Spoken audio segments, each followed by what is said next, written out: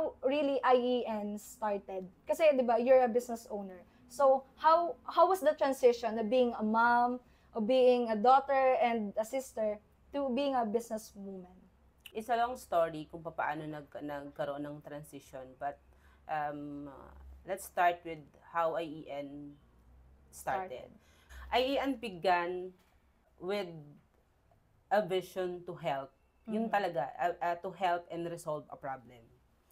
Nag-start ng lahat ng to sa isang problema at nakaisip ako ng isang solusyon. So, at yung solusyon na yun na yung nagbigay ng lahat ng kung nasaan man ngayon si IEN, kung nasaan ako, kung bakit naging IEN. To give you a little background lang talaga. 2014 na nag-start ako na mag-business. Hindi pala ganun siya kadali. Hindi yun yung nakikita natin outside na parang pag may business super madami kang pera. First business ko is laundry shop. That time, empleyado ako.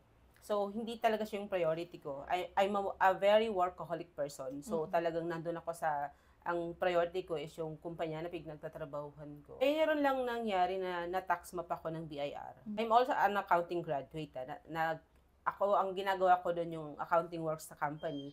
Pero sarili kong business na itinayo ko, doon ko na-realize na hindi ko pala siya nagagawa nung na-tax map ako ng BIR.